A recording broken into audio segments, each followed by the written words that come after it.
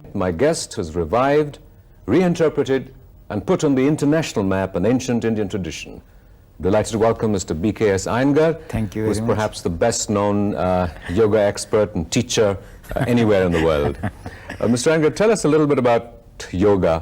What can we understand by the idea of yoga? You know, the word yoga was interpreted as karma yoga, jnana yoga, bhakti yoga, raja yoga, hatha yoga, mantra yoga only about 200 years ago, 150 to 200 years back. Previously it was called margas, or the paths. So there were only 4 paths as according to the rishis' statements: jnana marga, bhakti marga, karma marga and yoga marga. But when Vivekananda ji presented this great art, when he said karma yoga, so he had to call this yoga marga as raja yoga, and then the division started coming. But honestly, having read lots of books on yoga, having practiced yoga, as far as my understanding goes, yoga is one, as people call God in different names, but he is one. Yoga is one, but as it branches off the trunk, so different people give different names. Hatha yoga has been misinterpreted, certainly to a very great extent, as physical yoga. But hatha means willpower. And when the word Raja Yoga has been used, they have taken only from Hatha Yoga text. Indriyanyam hi manonataha, manonatasya marataha, maratasya layo nataha, salayo nadamastritaha. That depends upon breath. So, king of the senses or the mind. So mind is considered as the king, therefore the word Raja Yoga came, control of mind. Whereas willpower is stronger than mind. It's a gross product of the mind, is a gross product of willpower, intelligence and so on and so forth. So considering all this, Patanjali considers all this put together as Kriya Yoga. And this Kriya Yoga as tapas, swadhyaya and Ishvara Pranidhana. In the art of tapas, we have, again, misinterpretation is there, austerity and so on and so forth. Kayendriya siddhir ashuddhikshayat tapasa, that is what Patanjali says. The definition of tapas is to cleanse the body and to keep the senses clean. That means it is karma marga. Because they have to practice yama, niyama, rituals. In those days, karma marga was quite different than what we are speaking of karma marga today. Without serving their daily prayers, sandhya, rituals, they were all considered as karma marga. So yoga, for me, as far as I understand, is to unite the body with the mind and taking body and mind together to be in par with the eternal, evergreen state of this self. In most people's sort of experience and sort of the image that they get when they think of yoga is obviously yogic postures. Yes. And particularly when we look at sort of your perhaps most famous book, Light in Yoga, you see these incredibly complex postures which seem unattainable. Yes. What function and purpose do these serve? It is question of, to keep each and every fiber in the body healthy. If you permit me, I will give you a new revelation according to Patanjali alone. People say any comfortable pose where you feel a joy is an asana. But having studied so much, I feel that when Patanjali says sthira sukham asanam, sthira, I have to connect to the very essence of yoga, yoga's chitta vritti nirodha. When the chitta vrittis of the chitta, or the waves of the thoughts or waves of the consciousness is restrained, there is stability. So while practicing the asanas in a spiritual line, even Patanjali says stability of the mind will come by the practice of asanas, because there is no other movement except that posture. And sukha, when he uses the word, whether it's a spiritual bliss or a mental bliss. Patanjali again says, Thira Sukham, Raga, Sukha, Sukhanushayi Ragaha. The happiness leads to attachment. Here he says, Thira Sukham Asanam. Here, if we take that meaning of that Sukha, he is in the sutra where he says, Vitarka Vichara Ananda Asmita Rupa Anugamat Samprajnataha, state of Samadhi. So this Sukha is that of Ananda, of Samadhi, which he explains. By that, you experience the state of infinity. You know, you mentioned this aspect of being comfortable. Yes. And you've sort of given this added fresh insight into this. Yes. You know, when people talk about the kind of yoga you Yes. teach, they Yes. say he's a very stern taskmaster. He pushes you. And is the yoga student pushed to the threshold of discomfort? Is that? If I use again, Patanjali, see, if it is so easy, then Patanjali is not at all a disciplinarian. Atha yoga anushasanam, code of discipline. The very sutra begins, what is yoga? Code of discipline. Now tell me whether I should follow a code of discipline or not. But does that code of discipline need to take you to the threshold of pain? It's not question of threshold, it is question of interpenetration. We have got outer body, we have got inner body, we have got innermost body, where the yogis have divided the body into 5 constituents called physical body, physiological body, psychological body, intellectual body, and space body. Unless and until we interpenetrate one after the other, the peripheral body first has to be attacked, then peripheral body has to be connected to the physiological body, which is the bridge for the mind. So we have to cross over the bridge on the physiological body, from the physical body to mental body. Then using the mental body, we have to understand, discriminate each and every part.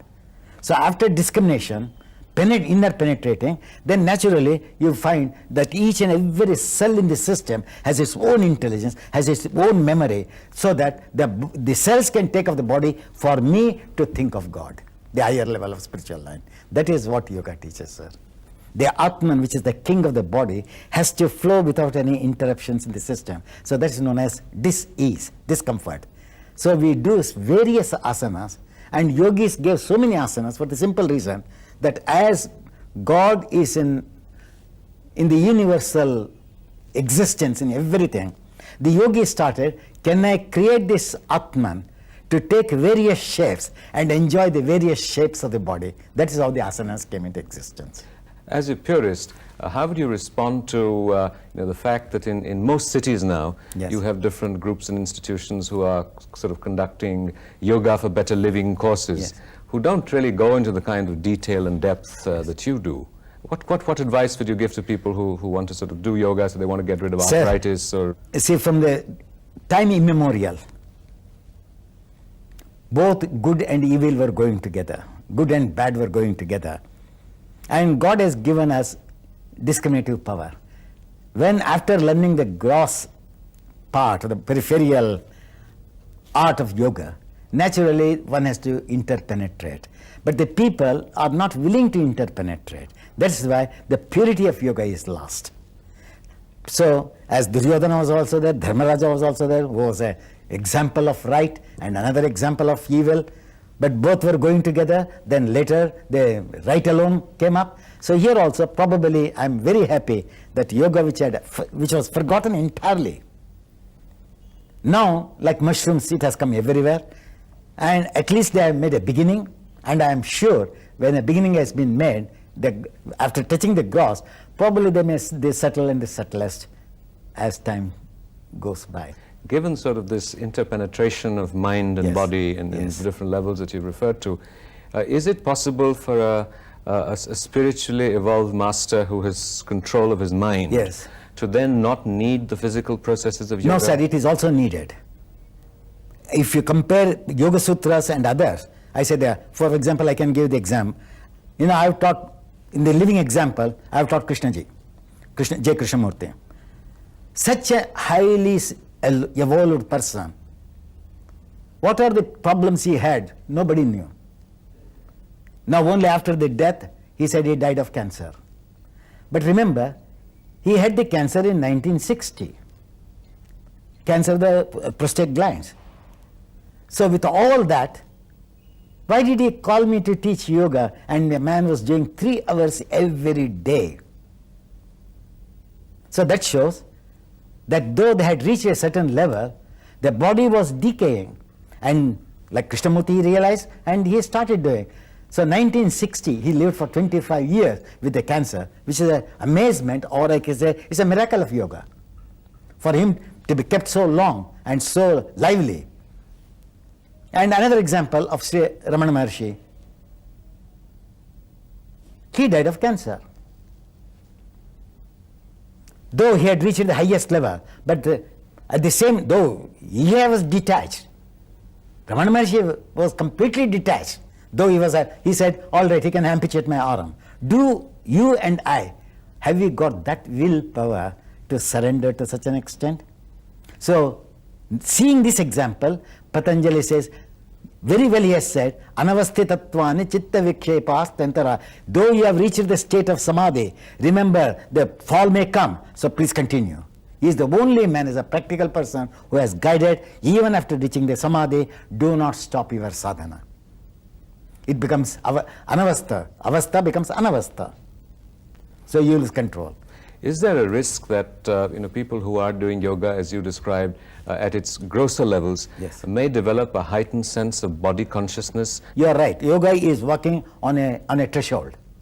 And because I don't live the tradition, though I am a rationalist, Patanjali used the word that bhoga and apavarga. Yoga gives you bhoga, or it may take you to apavarga. That means the moment you take the practice of yoga, you are working on the threshold. So if you miss the right path, you are fallen, that you go back to bhoga.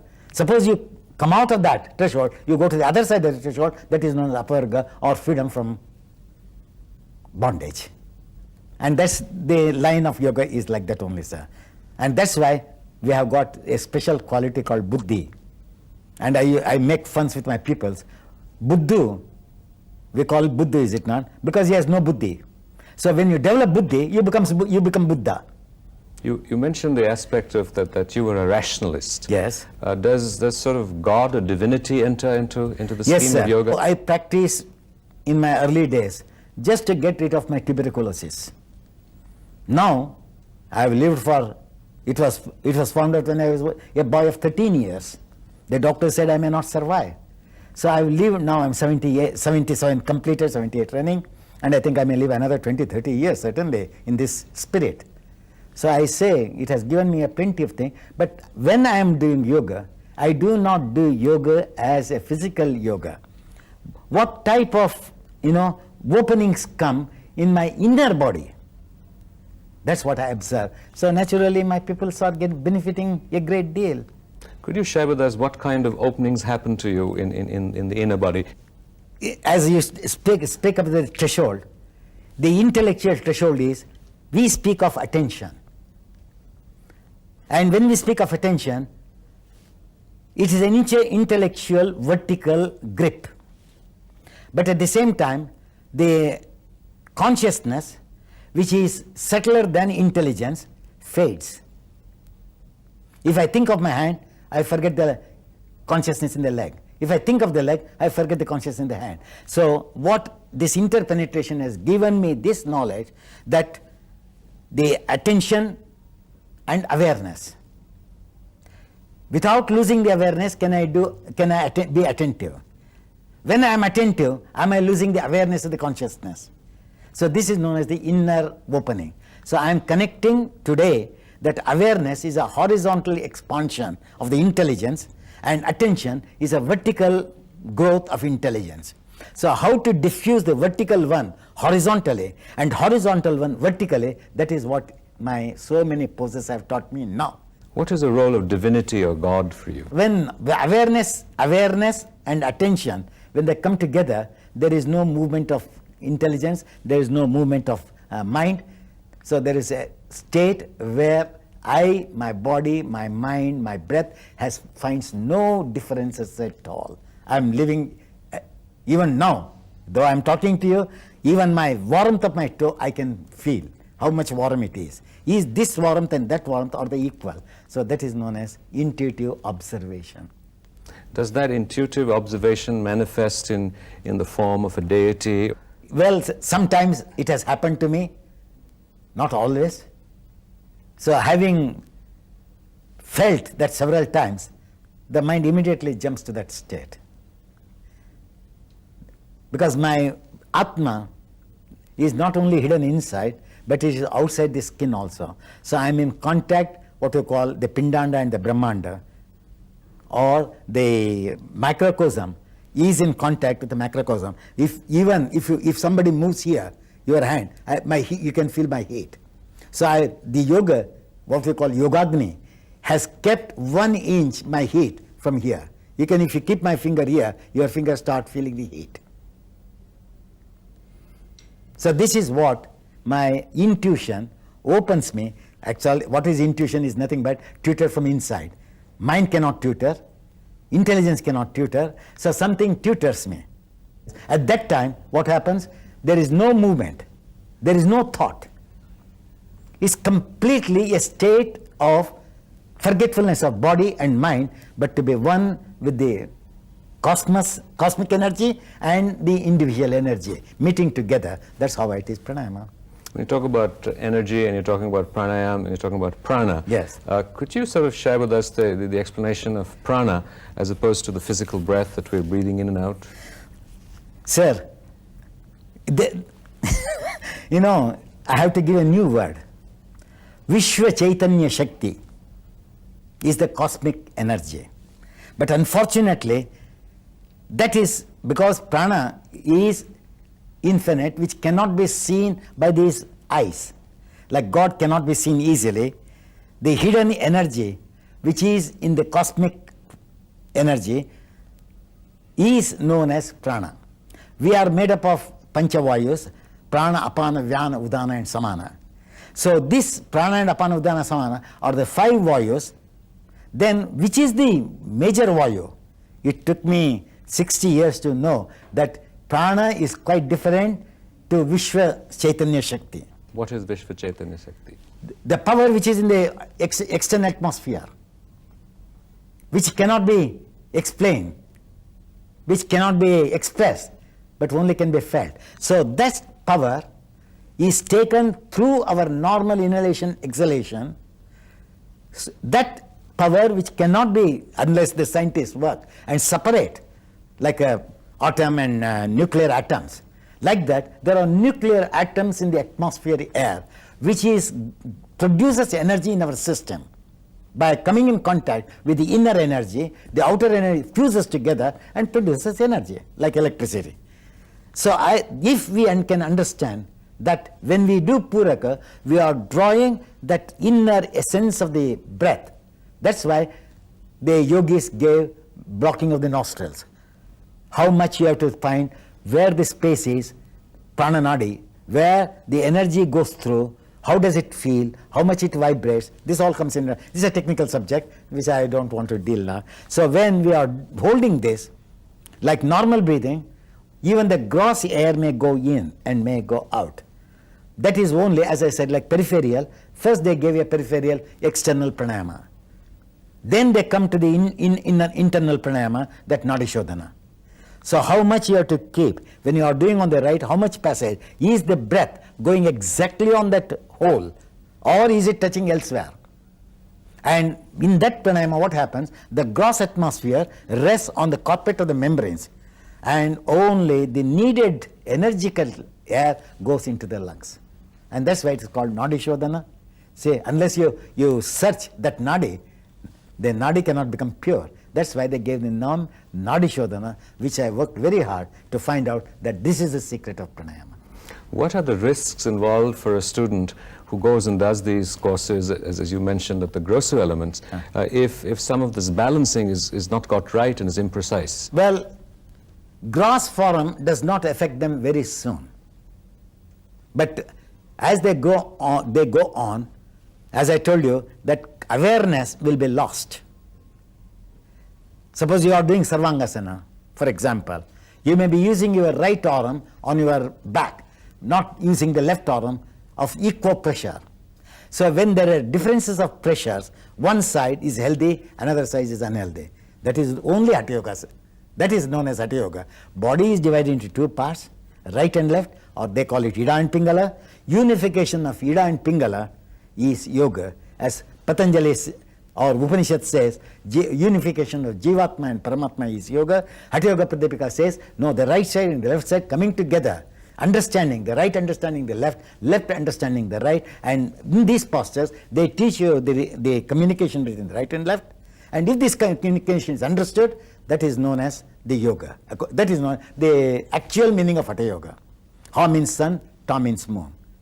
So Ha is sun, Ta means moon. So consciousness reaching, which is tossing, should come in contact with the sun, that is Atman. So when they come together, well, it is yoga, that is no Hatha Yoga at all. So the problem comes that when they do it, they may not be doing, they may be flexing one knee more, one knee less. So this knee will be healthy, this knee will be unhealthy. Then they do not know this, as you said, use the word before, that aggressiveness and all. They do not understand, this is not aggressiveness. One side is strong, one side is weak. So one side is violent, one side is non-violent. In violence, also deliberately we murder these cells. Not using these cells by non-violent practice, we are also murdering because we are not supplying the energy, and that is what is known as Hatha Yoga. So peripherally later, that's what I said, they may be practicing, but the diseases may creep in because the awareness is not there, only attention is there. So if they understand the awareness, that consciousness, is it moving everywhere? And Patanjali used the word, when you are doing the asana, chitta prasadanam, the gracefulness of the consciousness should be felt everywhere. Then no chance of a disease. So physical disease will come, no other diseases will come. But whereas in pranayama, it may affect the mind, because many of the people, they take the ratio of 1:4. So if you take 6 seconds of inhalation, you have to hold two times. So 12 seconds of retention and 24 seconds of exhalation. A person who cannot take 5 seconds inhalation, 5 seconds exhalation, if he plays this game, this mathematical calculation of I have to do 24, then his mind is shaky, breath is shaky, so he will become a mental wreck. But if caution is taken, I don't think that it is a dangerous one. What role can yoga play for sort of contemporary psychosomatic diseases? People suffer from depression, from anxiety, from stress. Sir, theoretically is different, but factually, if you come and visit me, my institute, how many depressed students I have brought back to life? But I have not used one psycho word, nor soma word. Only I have taught everything through the eyes, because eyes are closer to the brain. And if the eyes are alert, their brain becomes alert. What do you teach to the eyes? Can you explain? When they do the poses, they have to keep their eyes open. They have to do from the corner. If they have to lift up, they have to lift up their eyes. Even if they do Sarvangasana, the movement of the leg should be connected to the eyes. So the freshness comes to them. I've handled a lot of drug addicts. You must have heard, many people must have heard about Father Joe Ferreira, who is doing a lot of work. What is he doing? He has taken all my things and he is introducing to the drug addicts. So yoga, without soma there is no psycho, without psycho there is no soma. They go together. If you ask the word very chitta vritti nirodha, chitta is in the body, body is a form of chitta, a gross form of chitta. So psychosomatic science was used by Patanjali long ago without using the word psychosomatic science. So this contact of the body, which is no skeletal body in contact with the circulatory system is connected to the nervous system. When the nervous system is connected, which is known as an indirect unconscious mind. So when the nerves are strengthened, positive brain comes to them, positive thinking will come. So this way I try without telling them. And as we give bath to keep our body clean, so I change the system for them so that how to supply blood to their brain so that the effect of the drug, what it gives on the brain, I give them in the same poses. Don't you feel this sensation without taking drugs? They say something amazing. So that's how I take them back to yoga and to natural life. As someone who has reached the pinnacle of yogic practice and as a teacher has impacted and touched the lives of millions of people all over the world, what aspiration or agenda do you have for the 20, 30 years that you said you will live? Nothing, sir, only to practice. See, everybody asks me, nowadays, even now, I teach less, I practice 5-6 hours. If you want to, you can ask my daughter whether I practice or not. Where I have stopped, up to now, as you put me, I jocularly say to everybody, I did up to now a human service. As I benefited, I wanted others to get benefited. So I did. I think I've got more than 20 to 30 million students spread all over the world. And there is also a second ring, third ring. No, fortunately, what I have taught will not die soon. If God gives me another life, so that I can spread that knowledge more and more to my students who want to learn yoga in the next life. Well, we pray for the success of that endeavor. Thank you very much Thank indeed. you.